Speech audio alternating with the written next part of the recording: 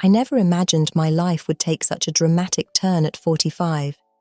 My name is Emily, and for 2 decades I was married to Richard, a successful but cold and distant businessman. Our marriage was more of a social and economic arrangement than a union of love. The passion had extinguished years ago, if it ever really existed. I felt trapped in a golden cage, surrounded by luxury but empty inside. Richard spent more time at the office or on business trips than with me. When he was home, we barely exchanged words beyond basic courtesies. We slept in separate rooms and hadn't shared intimacy in years. Sometimes I wondered if he had a mistress, but the truth is, I didn't even care. I myself had fantasized about having an affair to feel desired again, but I had never dared to take the step. Everything changed the day Jason came into our lives.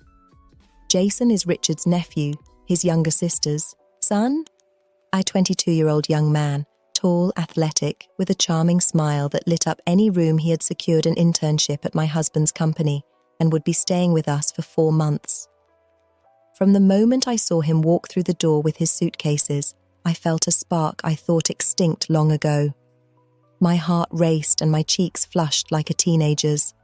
I tried to hide it, but I couldn't help my eyes from roaming up and down his body. Jason greeted me with a kiss on the cheek, and I felt an electric current run through my entire body. The first few days I felt guilty about the impure thoughts I had about my husband's nephew. I tried to keep my distance, to be friendly, but without giving rise to misunderstandings. However, the attraction was too strong, and soon I began to fantasize about seducing him. I started to dress up more, to wear more suggestive clothes when I was at home. I made sure to accidentally run into Jason in the hallways or in the kitchen. I initiated trivial conversations just to be close to him and admire his youthful face, his muscular arms, his toned abs under tight t-shirts. At first, Jason seemed not to notice my intentions, or perhaps he ignored them out of respect for his uncle. But little by little, I noticed how his eyes also began to roam my body when he thought I wasn't looking, how he looked for excuses to be alone with me. The sexual tension between us became increasingly palpable. One night, Richard had to leave on a business trip. Jason and I were left alone in the house. I decided it was time to take the next step. I put on a short, low-cut dress, carefully applied makeup and perfumed myself. I went down to the living room where Jason was watching a movie and sat next to him on the couch. "Do you mind if I join you?" I asked in a soft voice. "Not at all, Aunt Emily," he replied with a nervous smile. I noticed how his eyes roamed my bare legs, little by little. I moved closer to him until our thighs brushed. I felt him tense, but he didn't move away. "It's hot, don't you think?" I commented while fanning myself, making my cleavage move suggestively. Jason visibly swallowed. Yes, a little," he stuttered slowly, as if it were casual. I rested, my hand on his leg. I felt him shudder under my touch. I turned my face towards him and our gazes met. I saw desire burning in his eyes, mixed with doubt and guilt. "Jason," I whispered, moving closer to his lips. He seemed to hesitate for a moment, but finally, passion overcame reason. Our mouths met in a hungry, desperate kiss. Years of frustration and pent-up desire exploded in that moment. His hands roamed my body eagerly as I straddled him. We kissed and caressed as if there were no tomorrow. That night we made love wildly on the couch, in the kitchen, on the stairs. It was as if a dam had broken and nothing could contain the torrent of passion anymore. The next morning, when I woke up naked in my bed with Jason by my side, I felt a mixture of euphoria and guilt. What had we done? How had we gone so far? But seeing his angelic face sleeping next to me, I knew I didn't regret anything. Thus began our clandestine adventure. Over the next few months, Jason and I became passionate lovers. We took advantage of any moment alone to give free rein to our desire. In the shower while Richard had breakfast, in the garden when he left for work, even sometimes in his own marital bed when he was away on trips, I felt rejuvenated, full of an energy and vitality. I thought lost Jason awakened sensations in me that I hadn't experienced in years. His youth and vigor made me feel desired and beautiful again. For the first time in a long time, I looked in the mirror and liked what I saw. Of course, we lived with the constant fear of being discovered. Every brush, every knowing glance in front of Richard was a risk, but that only made everything more exciting. The adrenaline of the forbidden intensified our desire. As the weeks passed, our relationship deepened. It was no longer just sex, but we began to develop deeper feelings. We spent hours talking, laughing, sharing our dreams and fears. Jason made me feel alive in a way that Richard never managed to. However, I knew that what we had an expiration date. Jason's internship would soon end, and he would have to return to his city. I tried not to think about it and simply enjoy the moment. But the fear of losing him grew stronger every day. One afternoon, while we were making love in my room, taking advantage of Richard being at the office, Jason surprised me with a proposal that would change everything. "Let's go away together," he said between kisses. "Let's leave everything behind and start a new life, just you and me." I froze. Leave Richard? Abandon the security of my comfortable life for an uncertain future with a man 23 years younger than me? It was madness. But on the other hand, the idea of waking up every day next to Jason, of being able to love each other freely without hiding, was incredibly tempting. "I don't know, Jason, it's very risky. What will your family say? And mine? They'll judge us, reject us." "I don't care what others say," he replied with conviction. "I love you, Emily. I want to be with you regardless of the consequences." His words deeply moved me. No one had ever loved me like that before. With such intensity and devotion, I wanted to say yes to him right then and there.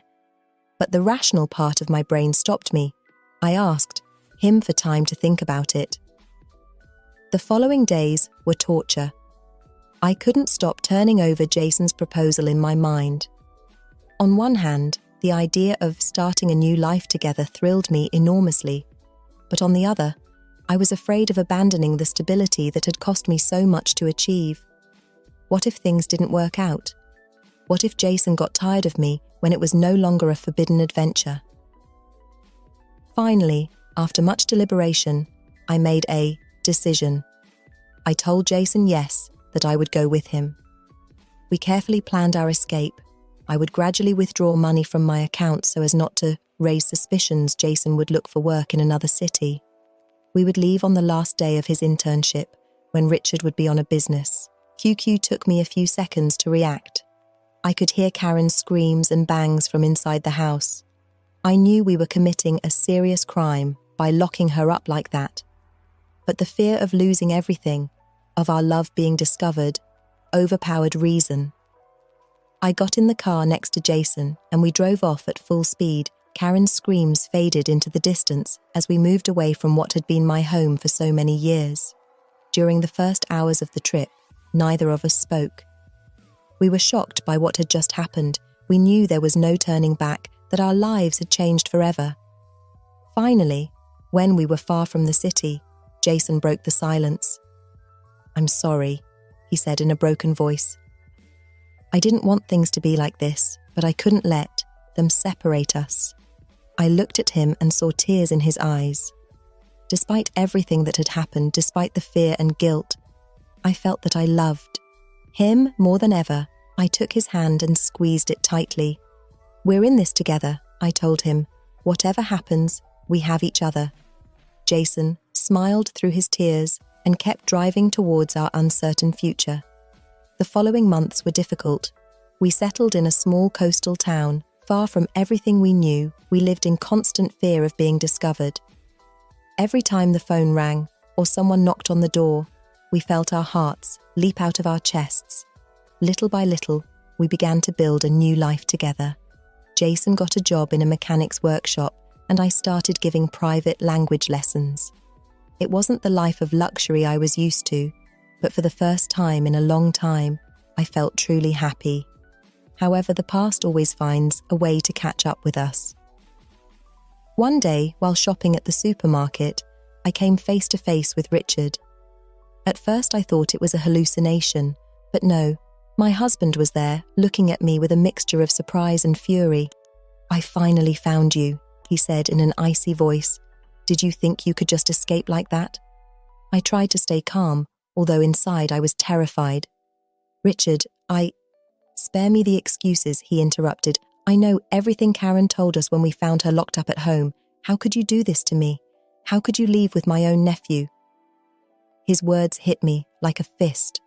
All our careful plan had crumbled due to a simple casual encounter in a supermarket. "I'm sorry," was all I could say. "I never meant to hurt you." Richard laughed bitterly. "Hurt? You think you've hurt me? You've humiliated me? You've destroyed our family. But you know what? I don't care anymore. I've come to tell you that I grant you the divorce. Keep the kid if you want. I rebuilt my life a long time ago." His words left me. Stunned, Richard had another relationship? "Since when?" As if reading my thoughts, he added, "Yes, Emily, I've been with another woman for years, someone who really understands me and appreciates me. I never told you because our marriage was convenient for both of us. But now that you've decided to throw everything away, there's no point in keeping up appearances." I was speechless, all these years feeling guilty for my desires, for my affair with Jason, and it turns out Richard was also unfaithful to me. I didn't know whether to feel relieved or furious. "Why did you come looking for me then?" I finally managed to ask. Richard sighed. "For closure, I guess. And to tell you not to bother coming back. You have nothing there anymore. Your reputation is in tatters. Nobody wants anything to do with you after what you did. So stay here with your new toy. I hope it's worth it." And without another word, he turned around and left, leaving me in the middle of the supermarket aisle, surrounded by canned goods and with my heart racing. When I got home, I told Jason everything. He hugged me tightly as I cried, processing all the information. On one hand, I felt liberated. We no longer had to hide. There was no longer a marriage to maintain. But on the other hand, Richard's words about my destroyed reputation hurt me deeply. "It doesn't matter what others say," Jason told me, stroking my hair. "We have each other, that's all that matters." His words comforted me, but a doubt persisted in my mind. Was it really enough? Could our love survive now that it was no longer an exciting secret, but an everyday reality? The following months put our relationship to the test. Without the factor of the forbidden, without the adrenaline of secrecy, we had to learn to be a normal couple. And it wasn't easy. The age difference that once seemed exciting to us now sometimes became an obstacle. Our interests, our ways of seeing life, were very different. Jason wanted to go out, meet new people, live adventures.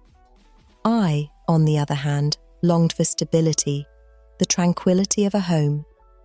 We started arguing over small things, irritating each other with habits that we used to find adorable. One night, after a heated argument over something as trivial as what movie to watch, Jason stormed out of the house. I spent hours waiting for him, worried and regretful. When he finally returned, past midnight, I knew something had changed. "Emily," he said, sitting across from me, "we need to talk." My heart sank. I knew what was coming next. "I love you," he continued. "I'll always love you, but I think we rushed into this. We left everything behind, for a romantic dream, without really thinking about the consequences." I wanted to interrupt him, tell him we could fix it, that we would overcome this crisis. But deep down, I knew he was right. "I think we need time," he finally said. "Time to think, to grow individually.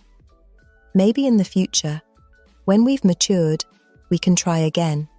But now I need to find myself." Tears were running down my cheeks as I nodded silently. I knew it was the end, but a part of me refused to accept it.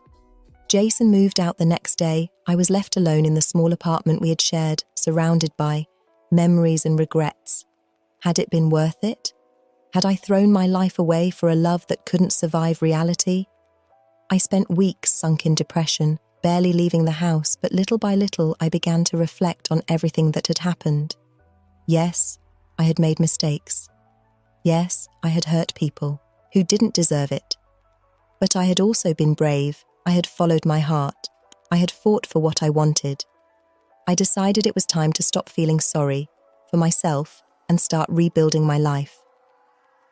I returned to my language classes with renewed enthusiasm. I joined a gym, started taking care of my diet. Little by little, I regained confidence in myself. One day, while walking on the beach, I met Andrew, a literature professor I had met at the local library. We started chatting and discovered we had a lot in common. We agreed to have coffee, and without realizing it, hours flew by. Andrew was different from Richard and Jason. He was mature, intelligent, with a sense of humor that constantly made me laugh. I didn't feel the overwhelming passion I had with Jason, but I did feel a deep connection, a mutual understanding that I had never experienced before. We started dating and, little by little, I opened myself to the possibility of loving again. Andrew knew my story. The town was small and gossip flew, but he never judged me. On the contrary, he admired my courage for having risked everything for love. A year after Jason left, I received a letter from him. He told me he had moved to the city, that he was studying at the university, and that he had met someone. I was sincerely happy for him. Our story had been intense and beautiful, but now we were both on different paths. That night, as I had dinner with Andrew on the terrace of our house, we had moved in together a month ago, I realized that I finally felt at peace. I had learned from my mistakes. I had grown as a person. I was no longer the frustrated and empty woman who married Richard for convenience, nor the desperate lover who risked everything for an affair with Jason. Now I was simply Emily A., 50-year-old woman who had loved, lost, and found herself again. A woman who no longer feared what others would say, who had learned to live on her own terms. As I looked at Andrew, with the light of the sunset illuminating his face, I knew this was my place. It wasn't a movie-like love. It wasn't unbridled passion. It was a mature love, based on mutual respect and companionship. And that, I discovered, was exactly what I needed. "What are you thinking about?" Andrew asked with a smile. I took his hand and squeezed it gently. "About how fortunate I am," I replied. "About how much I've learned and how happy I am now." Andrew leaned in and kissed me softly. At that moment, I knew that my story of love, betrayal, and infidelity had come to an end. But my life story of growth and true love was just beginning. As the sun set on the horizon, we toasted to the future, to second chances, to loves that teach us and transform us. And above all, we toasted to the courage to follow our hearts, even when the path is difficult and full of obstacles. Because in the end, I discovered that's what really matters, having the courage to live the life we want, regardless of what others say. And if along the way we make mistakes, if we hurt or are hurt, the important thing is to learn, grow, and move forward.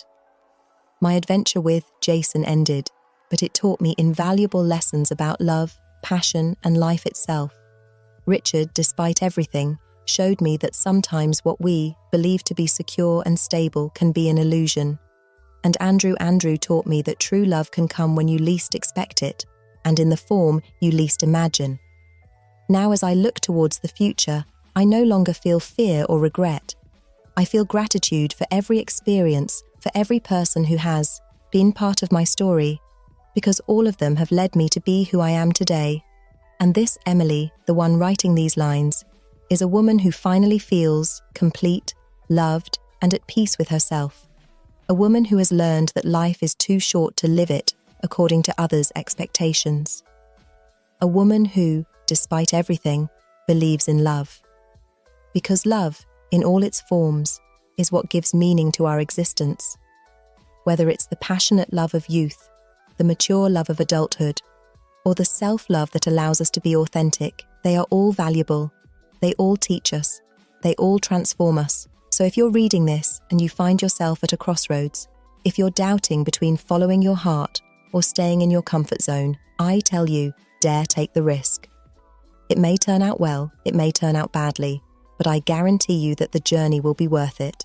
Because in the end, when we look back, we won't regret the things we did, but the ones we didn't dare to do. And I, Emily, can proudly say that I dared to live, to love, to make mistakes, and to start over. And that, my friends, is the greatest adventure of all.